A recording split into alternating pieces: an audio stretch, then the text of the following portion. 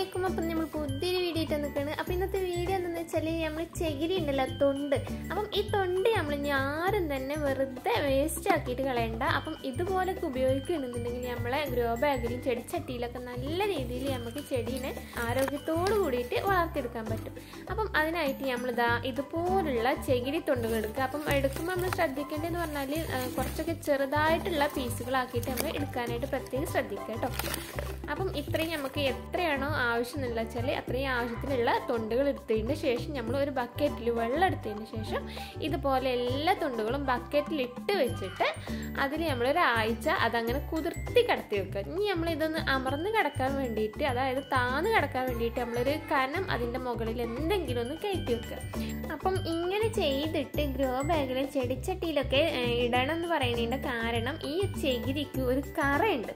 ആ കറ മുഴുവനായിട്ട് പോയെങ്കിലുള്ളൂ നമ്മളെ ചെടികൾ നല്ല രീതിയിൽ വളരുള്ളൂ. ആ കറയോട് കൂടിയിട്ട് നമ്മൾ വെക്കുകയാണെന്നുണ്ടെങ്കിൽ ചെടികൾ നശിച്ചു പോകും കേട്ടോ.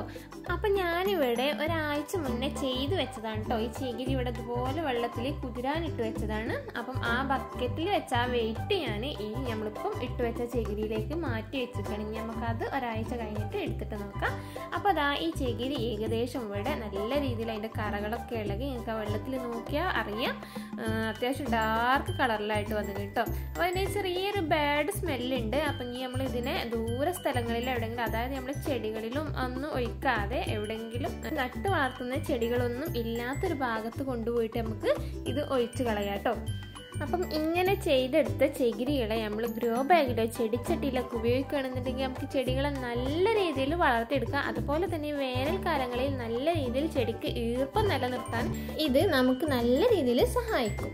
അപ്പം നമ്മൾ ചകിരി ഉപയോഗിക്കുന്നുണ്ടെന്ന് വിചാരിച്ചിട്ട് ആരും തന്നെ ചെടികളിൽ, അതായത് നമ്മുടെ പോട്ടി മിശ്രിതത്തിൽ ചകിരി ചോറ് ഒഴിവാക്കണ്ട കേട്ടോ. ഇനി നമുക്ക് ഈ ചകിരി ഇട്ട് വെച്ചാൽ ഈ കറയായ ഈ വെള്ളം ഉണ്ടല്ലോ, ഇതിന് നമുക്ക് ഒരു ചെടി ഇല്ലാത്തൊരു ഭാഗത്ത് കൊണ്ടുപോയിട്ട് നമുക്ക് ഇതിനെ ഒഴുക്കി കളയാം.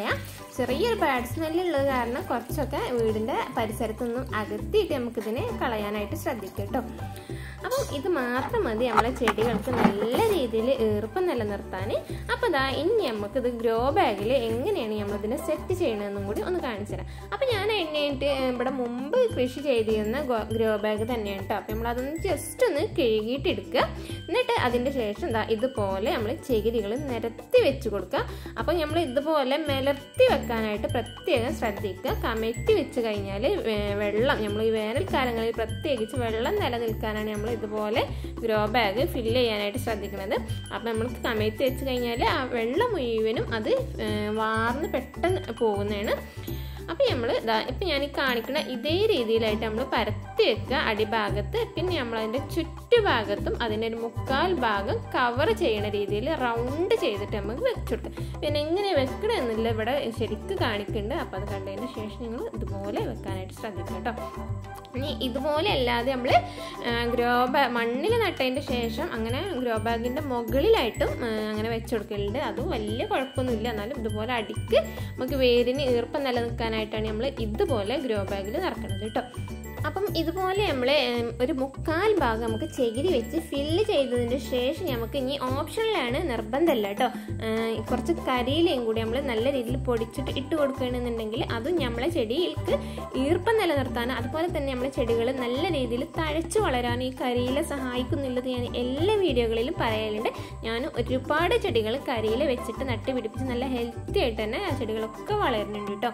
അപ്പം ചകിരി വെച്ചിട്ട് ഈ ഒരു വേനൽക്കാലങ്ങളിൽ നമുക്ക് ഏറ്റവും കൂടുതൽ ഗുണം ചെയ്യുക കേട്ടോ, ചകിരിയും കരിയിലൊക്കെ. ഞാൻ അതിലേക്കുള്ള പോട്ടി മിശ്രിതം ഇവിടെ എടുത്ത് വെച്ചിരിക്കണം. അതിൽ ചകിരി ചോറ്, മണല്, പിന്നെ കോഴിക്കാഷ്ടം, അത് നല്ലപോലെ ചൂടൊക്കെ പോയ പഴകിയ കോഴിക്കാഷ്ടമാണ്. പിന്നെ കുമ്മായിട്ട് ട്രീറ്റ് ചെയ്ത് വെച്ച മണ്ണും കൂടിയിട്ട് എടുത്തിക്കണേ. അപ്പം ഇതെല്ലാം കൂടിയിട്ട് ഇങ്ങോട്ട് മിക്സ് ചെയ്തിട്ട് ഇനി നമ്മൾ നേരെ നമ്മളെ ഗ്രോ ബാഗിലേക്ക് ഇട്ട് കൊടുക്കുക. പിന്നെ ഇതിലേക്ക് നമുക്ക് ഇനി വേണമെങ്കിൽ എല്ലുംപൊടി ഉള്ളവർക്ക് എല്ലുംപൊടി ഇട്ട് കൊടുക്കുക. അതുപോലെ തന്നെ വേപ്പിൻ പിണ്ണാക്കുള്ളവർക്ക് വേപ്പിൻ പിണ്ണാർക്കും ഒക്കെ നമുക്ക് ഇട്ടിട്ട് നല്ലപോലെ മിക്സ് ചെയ്യാം കേട്ടോ. അപ്പോൾ എന്ത് വേണമെങ്കിലും ഇടാം. അപ്പം ഗ്രോ ബാഗ് ഇതുപോലെ തയ്യാറാക്കണമെന്ന് മാത്രമേ ഉള്ളൂ. പോട്ടി മിശ്രിതം നമുക്ക് നമ്മുടെ കയ്യിൽ എന്തൊക്കെയാണോ ഉള്ളത്, ചെടികൾ വളരാൻ ആവശ്യമായിട്ടുള്ള എല്ലാം ഇട്ടിട്ട് പോട്ടി മിശ്രിതം തയ്യാറാക്കിയതിന് ശേഷം നമുക്ക് ഇതുപോലെ അങ്ങോട്ട് ഗ്രോ ബാഗിലേക്ക് നമുക്കിത് ഇട്ട് കൊടുക്കാം.